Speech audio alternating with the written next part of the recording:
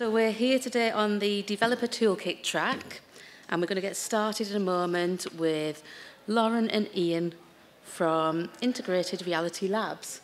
Are you guys ready to go? We are. Mm-hmm. Okay, well, take it away. Thank you so much. Thank you. All right, thank you all so much for coming today. We are the co-founding co-CEOs of Integrated Reality Labs, where we are building games and tools that enhance play in the real world. Before we dive in, I will give a little background on myself, and same with Ian. So we go way back, best friends from high school, always wanted to start a company together. After graduating from high school, I went to Princeton and then worked at a digital therapeutics startup at the intersection of healthcare, music, and technology. Was second hire there, wore lots of different hats, helped build the company from the ground up, and then just a few months ago, started this company, and that's why we're here today. And Ian, you want to give a little background? Yeah, thanks, Lauren. So my name is Ian Andolsek, grew up in Portland, Maine as well. Went to a small little school called Haverford, graduated and very quickly got into mobile startups. Before IRL, I was the co-founding COO of MyClimb, which is an industry-leading rock climbing app where I led commercialization and monetization. Cool. So we are going to dive right in just a second. Just wanted to quickly ground us all in the agenda for the talk. It's just going to be a quick 20-minute one, and we're going to try to leave some time for a Q&A at the end. But we're going to start by demystifying integrated reality. We'll go into kind of where we see integrated reality fitting into the broader XR category, and specifically looking at some of the key differentiators between IR and augmented reality, since they're very closely related, but there are some important subtle differences. And also give you some examples of integrated reality tools and games, and specifically we'll home in on the product that we're building, because as you can probably tell from our name, we are really excited about integrated reality, and that's what we're focused on building first. Thanks, Lauren. So to make sense of integrated reality, it's important to first think about augmented reality. So augmented reality superimposes graphics or game dynamics onto a virtual display that users then interact with. Integrated reality, on the other hand, captures real-world dynamics using sensors. So this could be Bluetooth, GPS, NFC, and integrates it into the game dynamics in a way that is fundamentally screens-free. So the experience is enhanced by the digital device, but it's dictated by the user's interaction in the real world. So what exactly are integrated reality games? Some examples in sports, for example, would be apps like Kaya, MyClimb, Slopes. So if we're going to take, let's say, rock climbing, for example, a user may ascend climbs, and the behavior that they're doing is going to be recorded in the app and automated from there in terms of the provision of analytics and so on. So it does not require them to change their behavior or their habits in real life as opposed to AR. So Pokemon Go obviously was a wildly successful AR game, but subsequent AR games have not been able to capture the same degree of interest or popularity, and fundamentally it's because it's designed around a single player mode, whereas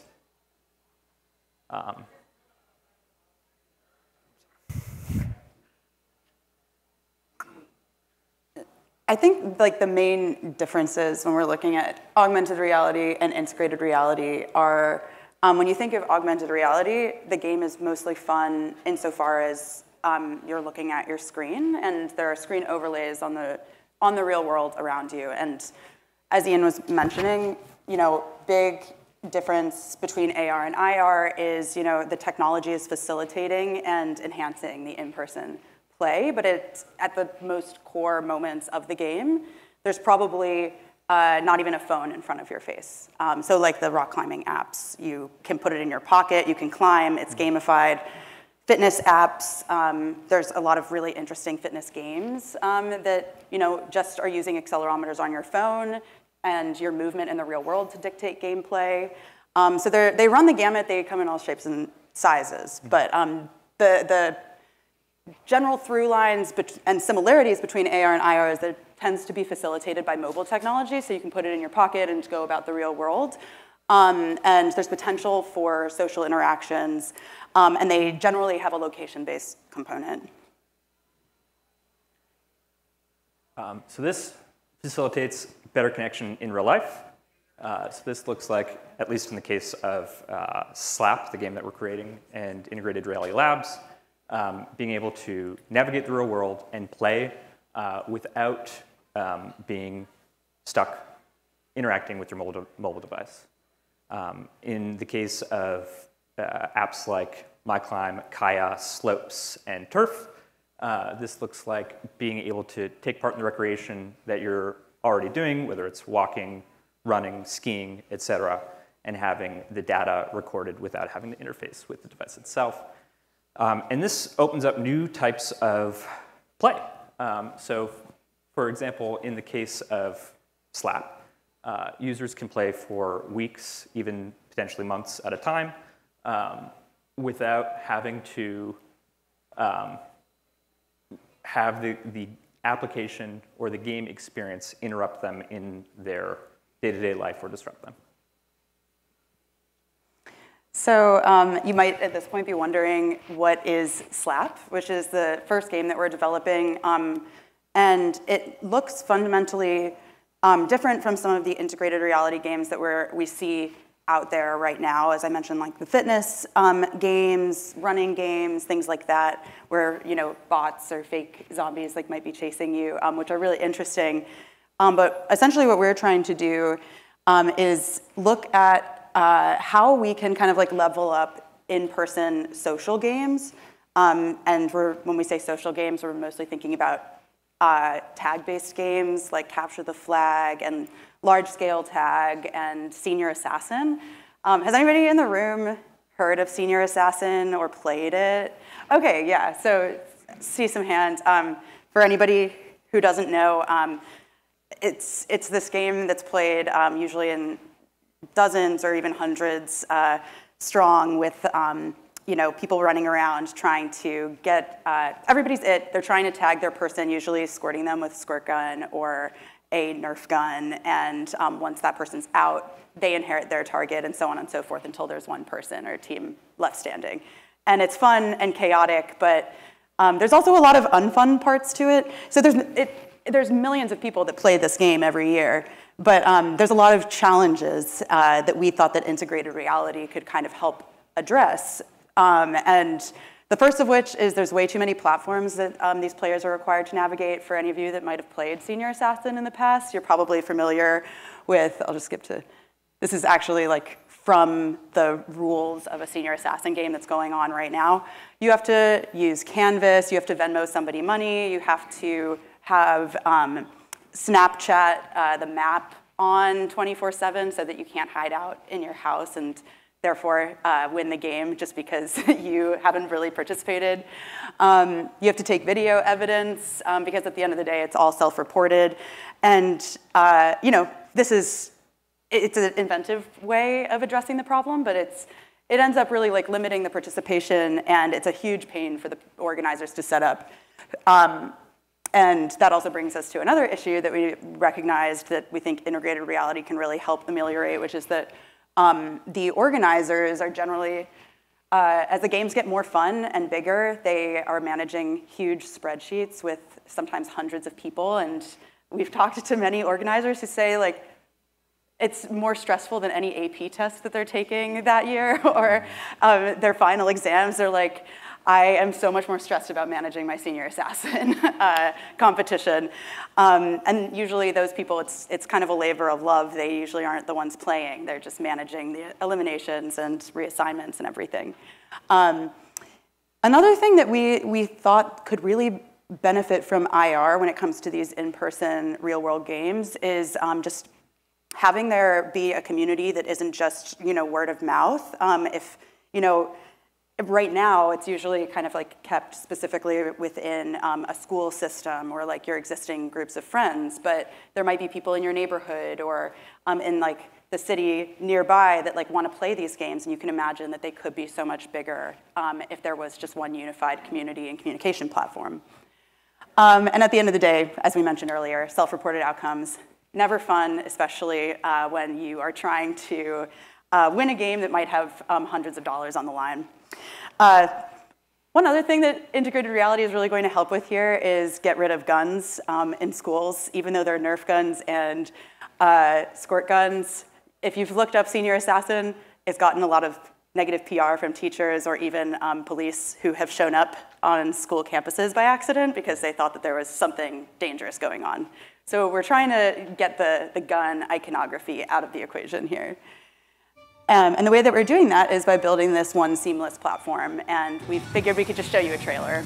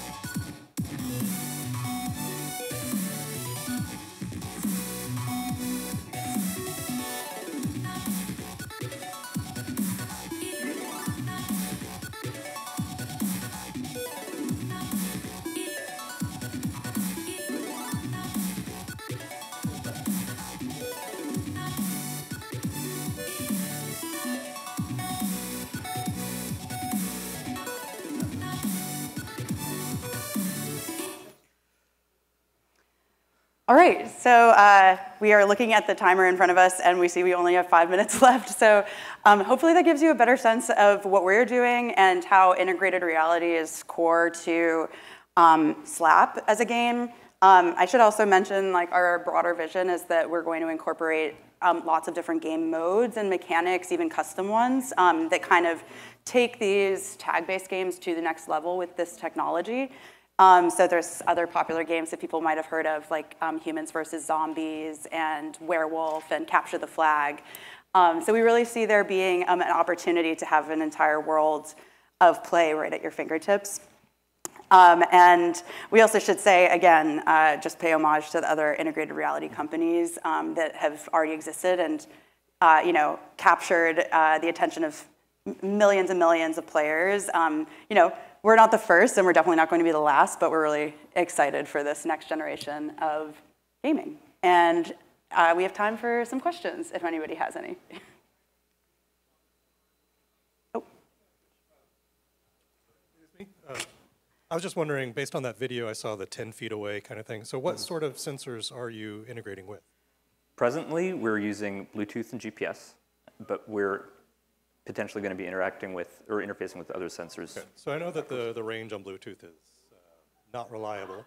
That's just based signal strength, right? Mm-hmm. Are you going to use ultra-wideband when that becomes more common in the phones? So Mark Ilgen is actually our CTO. I think he can probably Yeah, we'll kick this over to our rocket scientist in the front. The answer is yes. We actually are going to use ultra-wideband at some point later. Right now, basically, we just have a sensor fusion problem between GPS and Bluetooth. Bluetooth accuracy is actually really quite good if you're up close. It's terrible if you're far away, but it's actually quite good if you're up close. So we basically have a set of algorithms that figures out how much do we believe location services and how much do we believe Bluetooth. And up close, we believe Bluetooth a lot more than location services. As more and more sensors become more and more available, in next generation devices, then yes, we'll integrate all that stuff. Thanks so much for the question. Daph, I think you had a question in the back? Yeah, sorry. I was when I saw the video how. So if I see someone that is it a stranger? So we're most likely going to, at least early on, have this be. We're probably going to see this mostly played with games of friends, but the idea is that if we create a world of people that all have this on their phone, you could imagine playing with other folks. But how far away am I when I press that? Because I press the slap, and that person gets a notification, and then they need to run, and I run after. Is that correct? Mm-hmm. Yes. So when do I press the slap button? Because I guess I could, walk up to you and press it, and then directly. We're going to have to test this, but there's likely, because we're still pretty early stage. We actually only quit our jobs to work on this full time about 3 months ago. But that's a really good question, and probably we'll have to think about it in the context of user testing. But do you want to? So to start, we're setting a default of 15 feet, and we're trying from there. We've got some hypotheses that perhaps it should actually be triggered by an individual running up and just getting close to someone. And so, once you are within 3 feet, you're out. These are things that we have to do some detailed user testing on before we can be certain, though. Now, we actually have an app that is working, not on the App Store right now, but it is a working app. So obviously, chosen number to go into that app. But as you said, we're going to adjust that. Cool. And then I was wondering, but you said you're planning on, someone gave me a microphone and walked away, and now you're stuck with me for the rest of the day. If you're going to spread this across the world, because I think that's a great idea. It's like Pokemon Go, you will see other people doing it. Sure. Yeah, it will spread naturally. But is there what is people going to win? What is the end goal of slapping people? Yeah, so that's a great question. Right now, people are actually betting on these games. They're putting in money into a pot, and the winner takes all. Yeah. So that's something that we can recreate by means of the app. If it's like a betting-free experience, then we can have skill progression, other sorts of things where users become, say, the best in their local area, and we're taking advantage of leaderboards. Yeah, it's very interesting. We've done a lot of social listening, and there's hundreds of accounts like this one, basically showing the game progression at schools, and almost every single one has at least a $5 game buy-in, up to $20, $30. So just to Ian's point, it's pretty interesting what's already happening. Cool. And when are you launching? And I'm going to give you back the microphone. Yes, please. So we are currently beta testers are wanted, so tell your friends. But we're still working through bugs, still marching toward developing our MVP. But we could really continue to use help. And then do you want to talk about commercial launch from there? Commercial launch, likely another 6 months after that. But I think we have one more question from the handsome man. Yeah. Well, thank you. I thought you guys did a great job, and it's not just because I'm an investor. Is there any intellectual property around this? There is indeed intellectual property. We've got 2 patents that we filed around the geolocation and some of the social elements of the game. Thank you very much. Please give a warm. Thank you.